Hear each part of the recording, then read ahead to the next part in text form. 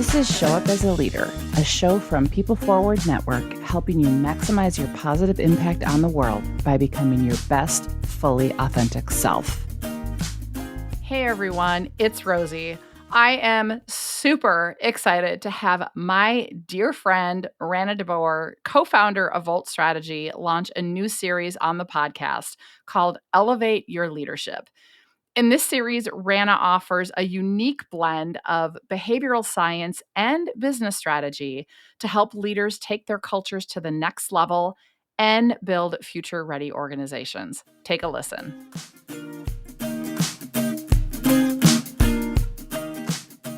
Hello, friends. Welcome to Elevate Your Leadership, a small but mighty podcast where people just like you tune in to pick up tips, tactics, and insights on how to level up your leadership. Gosh knows we all need that. And to be more effective in today's modern workplace. And how do we do that? How do we get future ready in our workplace and in our leadership? You know what? We bridge the science of human behavior with business strategy because that's exactly where high performance thrives. And that is exactly what this small but mighty podcast is about.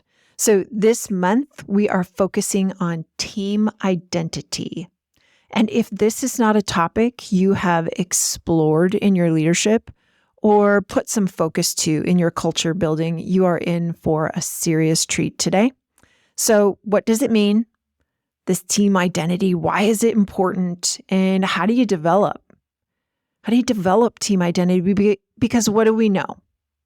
We know that when we can match up the human needs with our business needs, we can create some truly outstanding outcomes, especially in three ways. One, for our people, right? Those human needs, creating a more rich and meaningful work experience where our career, right, is that 50%. When we have high career well-being, we are 50% more likely to be thriving in life overall, doing that meaningful, fulfilling work. Outstanding outcomes for our business, because when our people are powered up, when they are energized and engaged, guess what? Your business is powered up and engaged. And if we can keep working on creating that incredible business, great business strategy, great business environment, man, we also impact our community because business is definitely a force for good, right? So we win all the way around. So in this competitive era, right, of technology and a landscape of change that just moves at the speed of light, the most common issue people deal with is how to work as a team. We just keep hearing this over and over again, right? Becoming more difficult and more difficult. And it's also a politically charged environment. So if you are looking to understand how teamwork creates team identity, baby, today's podcast is for you.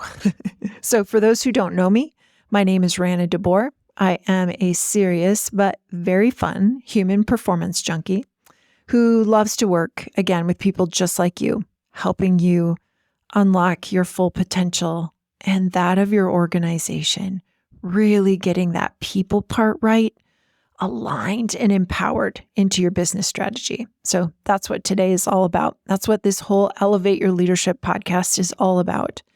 Okay, so with this month's focus on team identity, we are continuing into what you might remember last month I called active leadership. So all that great coaching and tips for developing a strong mindset as a leader from the first 3 episodes really helps us look at our personal identity, our personal leadership identity, which is a total force of energy and a total force of impact in our leadership, because that personal identity determines, how you want to show up. Who are you and how do you want to show up as a leader? So important. Today then takes that foundation, right? Extends off of last month and focuses in on that active leadership. So how are we engaging others and creating the conditions for our people to thrive so that our business can thrive? So last month we talked about taking the advantage of power moments in our day-to-day leadership.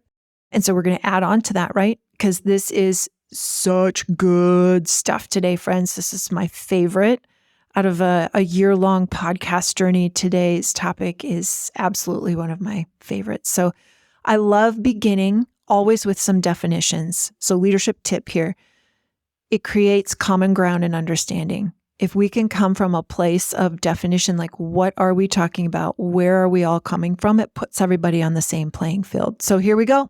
Let's go, friends. Let's have some fun. What is team identity? Why is it important? Team identity is really a sense of belonging, right? One of our basic human needs is, do you see me? Do you value me? Am I being heard, right? It's this sense of belonging, one of our basic human needs. So it's this mutual connection, right? The shared commitment that team members have with one another. And it's really looking holistically at each individual and holistically how each individual comes up together as a team. So it truly is this feeling of being part of something bigger than just myself. And it creates this, how do you say it? It's this motivating willingness. Oh, I love that. This motivating willingness to work towards common goals together. So again, this feeling of being something bigger than just yourself, this motivating willingness to work towards common goals together. So what is it not? What is team identity not? Team identity is not just teamwork, which is, more simply a group of people who must work together, right? Collaboratively to fulfill a common goal. Absolutely. But it's more about teamwork is looking at this collective knowledge and experience of each person. And then what do we kind of do? We kind of say, well, Bob's really good at this and Jane's really good at this and those skills are perfect. And so we'll have Bob and Jane go out and just crush it in their individual ways. And then collectively, what we know is when those skills and that work comes together, we'll achieve some teamwork. So we kind of have this assign and then divide out the teamwork and go conquer. Okay, no, time out. I'm not saying that's not relevant. What I'm saying is team identity is taking this to the next level. It's connecting that head and heart. So just like we need to do as a leader, that we connect our head and heart, that 18-inch journey, the hardest journey any leader ever takes every day. Team identity is that heart, right? And to some extent, it's a bit of the soul of the team. So not just tactics, but this feeling and a connection that really bonds people together. So it's not just trust. It's different than that. It's a spirit, if you will, right? Team identity gets us a little bit into this team spirit, the heart of our group. So I've got 4 power questions for you to be able to assess team identity. Okay. And then we're going to get into how do we do this, right? In this small but mighty podcast. Do you love it? You're going to get like 15, 20 minutes of just really good tips. So here's the 4 great questions that you can walk away with. And remember, these will be in the leader guide. Do you, employee, do you truly feel like this is a team you are part of? Oh, what a great question. And if you've listened to my previous podcast, you know I love the power of question. It creates so much opportunity in ourselves, in our team members, in outcomes. Oh, love it.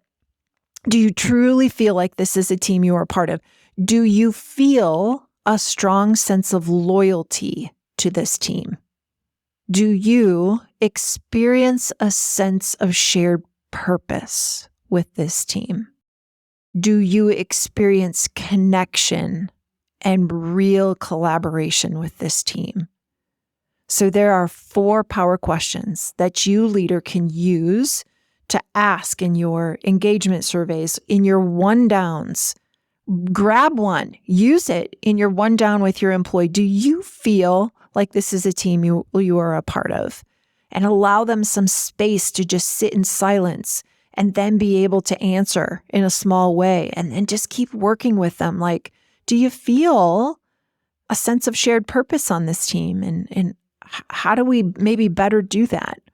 But it's totally about this heart piece. At the end of the day, I'm going to invite you with those 4 kind of questions in mind to think of it in a little bit this way. We're creating this bond, this spirit, this sense of heart, this definition of who we are as a team. And it's a sense of responsibility. This is just another way to put it together. Let's connect head and heart again. It's the sense of responsibility to prioritize the demands of our team before ourselves. So it's almost like servant leadership. It's servant teammanship. Are we creating servant teamsmanship? Each individual is a leader on your team, right? Everyone's a leader at all levels. And are each of those leaders taking on that servant leadership role with one another? It's a sense of responsibility to prioritize the demands of the team before our own. And this, friends, is where the deep work starts to show benefit and things really come together when we've got that true sense of belonging and connection and shared identity. We don't see the conflicts as much, right? Who wouldn't love a drama-free zone in your team? I know everyone's raising their hand and nodding their head right now, or somebody might have even just shouted out like a hell yeah. I can hear it, right? We don't want that conflict and that drama. So when we create this sense of bond, we're also creating the standard for behavior. So it starts to feel a bit like some of our culture work, right? Well, your team is a subculture, is it not? It's a subculture of a subculture of a subculture, but they all have to align up. And we're going to talk about that in a moment too. So we're setting the standard for behavior. And there's such a deep connection to it that team members end up holding each other accountable to these behaviors in an empowering and positive way, because the identity has been created from a heart set connected to a mindset. So we see and we feel the cooperation that we really want and we need in our teams.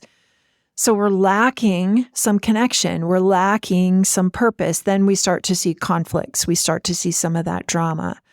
And when we create that and we bring it back to our team repeatedly as the leader to make sure that it's always there, we've got to sense that it's always there, we see this cohesion and ability to truly collaborate because we've created such high levels of psych safety. But it's not easy. And I know what you're thinking, like, get on with it, Rana. Like, what are some tips? How do I build this team identity or this team spirit?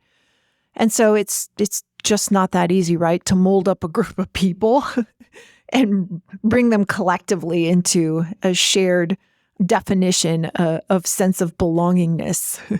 But when we do, we get everybody thinking, acting, and behaving in the same way. So how do we do it? Let's get to it. How do we do it?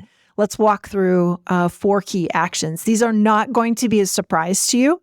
These, well, there might be 1 or 2 in here that might be a surprise to you, but overall, these are going to be things that you've heard. What I want to do is paint some context around them in a quick way so that you can move forward and just crush it with them. So without a doubt, number 1, action, purpose. And there's so much talk about purpose, and it's so important. But where I want to take you on this purpose point is, how does the purpose of the team's work align with the organization's mission and the organization's purpose? That is your first step in creating this deep sense of belonging and creating a shared team identity. So it truly is, friends, about how their specific work relates to that overall mission.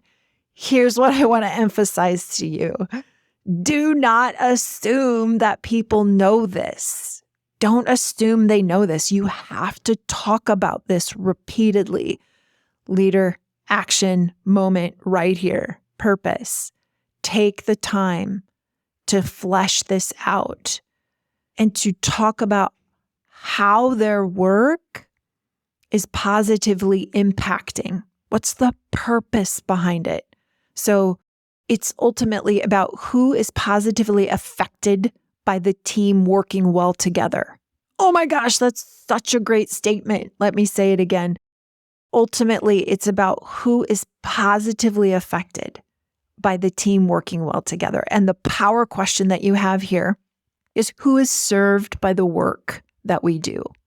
When you can really engage in a rich conversation on a periodic basis about who is served by the work that we do, you get this deep understanding of the impact. And that's what they're looking for.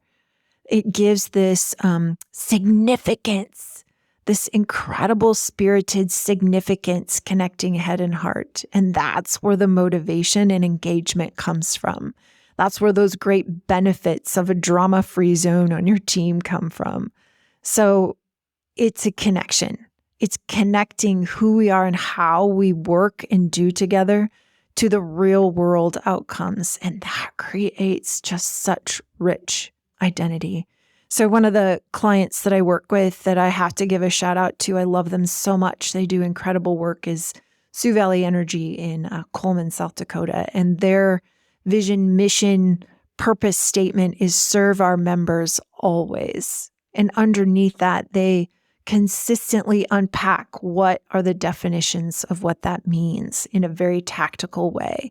And they know exactly who their members are that they are serving. It's on the map. It's on the strategy plan. It's in their conversations on the daily between leaders and teams and from team to team.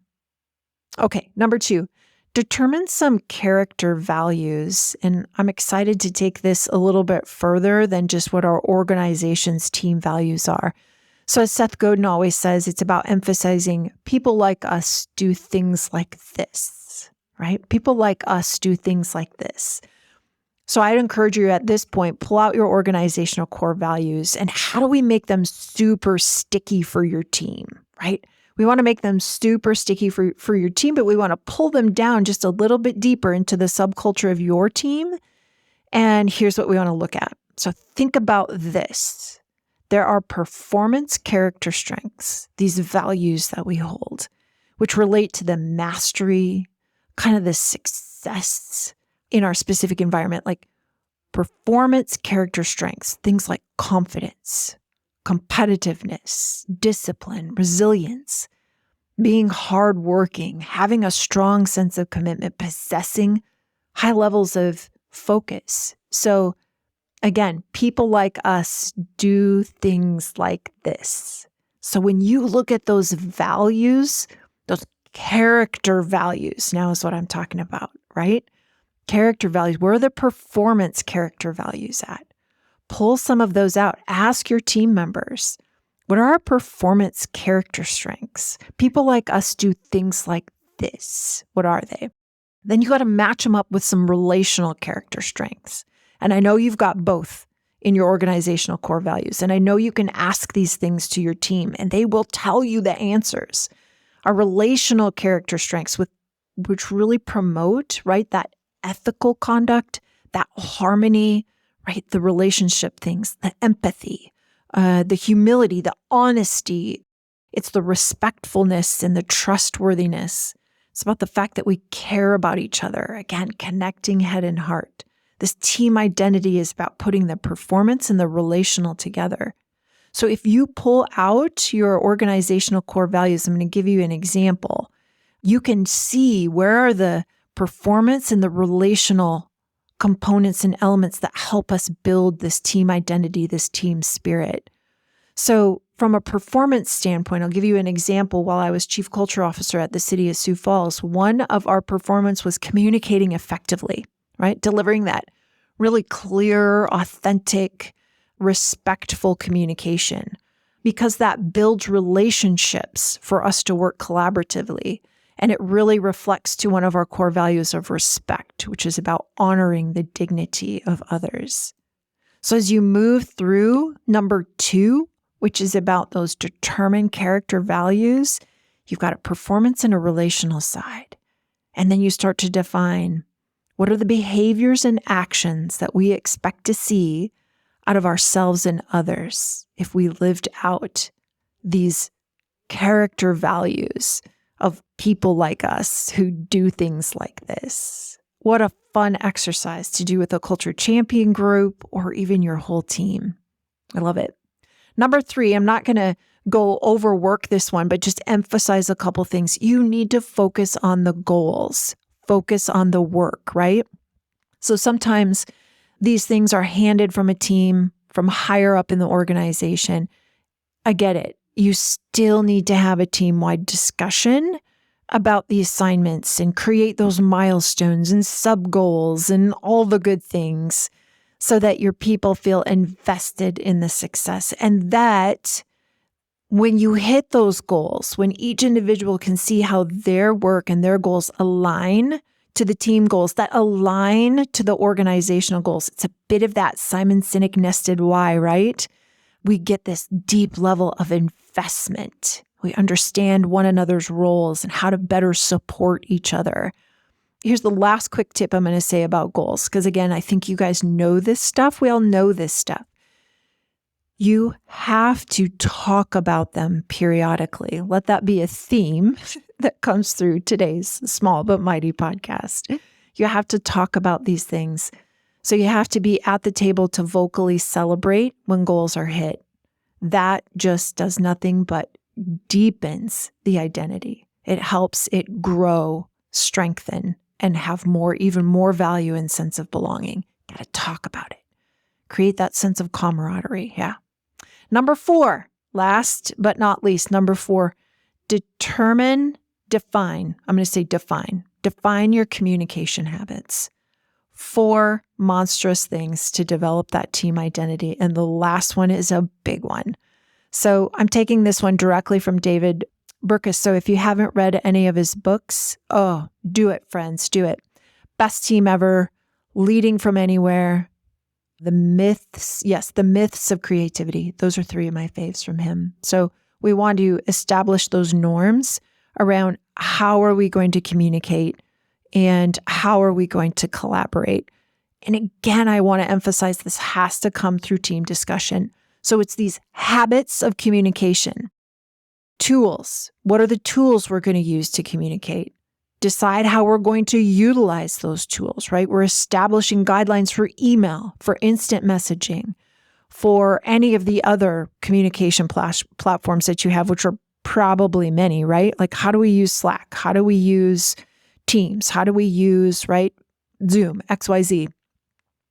This, again, creates definition that creates a common ground and a shared understanding. And the key is you have to codify these habits.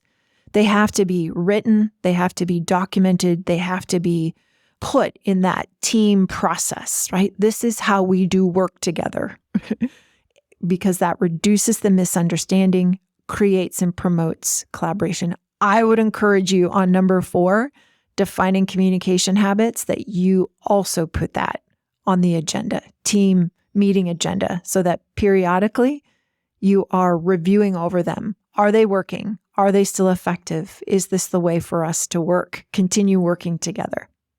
So 4 things: purpose, determine those character values, focus on the goals, focus on the outcomes of the work and how we all tie into that. And then number 4, define those communication habits. So boom, now it's easy, right? Taking action just got easier, hopefully. So get excited about these 4 actions and how they can help you really align the way your team thinks, acts, and interacts, because that, my friends, is the definition of culture. So what did we learn today? Team identity is the heart and to some extent the soul of your team. It's not just the tactics, the teamwork, but it's the feeling and the connection. You've got 4 power questions that can help you evaluate how strong is your team identity. Don't worry, you can grab those in the leader guide. And of course, continue aligning the human needs and business needs with those 4 power actions that can help you foster shared identity with your team. So I can't wait to catch you in November, where we're going to talk about the power of consequences. Because we know with every action, there is a reaction. And when it comes to developing high-performing teams, talking about consequences can be very motivating. And also bring great clarity for great decision-making. More to come. Thank you so much for tuning in and being present to invest in yourself and to elevate your leadership, because you're worth it. Absolutely. Encourage you to look back at previous episodes, catch up to where we are today. Remember to grab your leader guide, which you can jump out and find it on LinkedIn or visit voltstrategy.com/resources. Thank you so much once again. Have a great month and keep leading to your peak. I'm Rosie Ward, and this is Show Up as a Leader. To learn more, head over to peopleforwardnetwork.com and, of course, hit that follow button.